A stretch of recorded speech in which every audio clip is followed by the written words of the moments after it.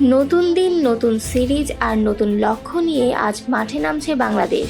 পাকিস্তানের বিপক্ষে 3 ম্যাচ টি-20 সিরিজের প্রথম লড়াই আজ লাহোরের গাদ্দাফি স্টেডিয়ামে। আমিরাতের বিপক্ষে হতাশাজনক পারফরম্যান্স ভুলে এবার ঘুরে দাঁড়ানোর মিশনে নামছে টাইগাররা।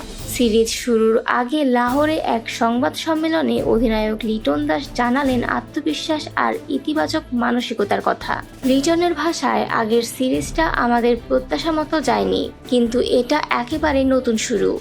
এবার আমাদের লক্ষ্য ভালো খেলা এবং নিজেদের সেরাটা দেওয়া।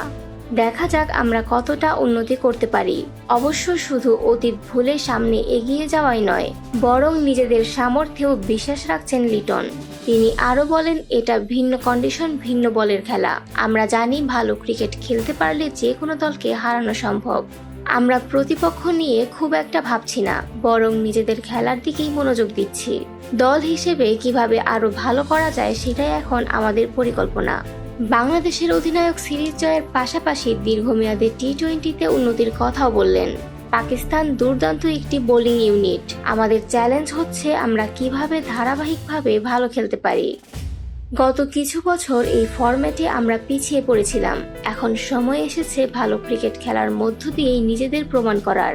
এই সিরিজের সবকটি ম্যাচই হবে লাহোরের ঐতিহাসিক গাদ্দাফি স্টেডিয়ামে। প্রথম ম্যাচ আজ 28 মে, দ্বিতীয় ম্যাচ 30 মে আর তৃতীয় ও শেষ ম্যাচ 1 জুন।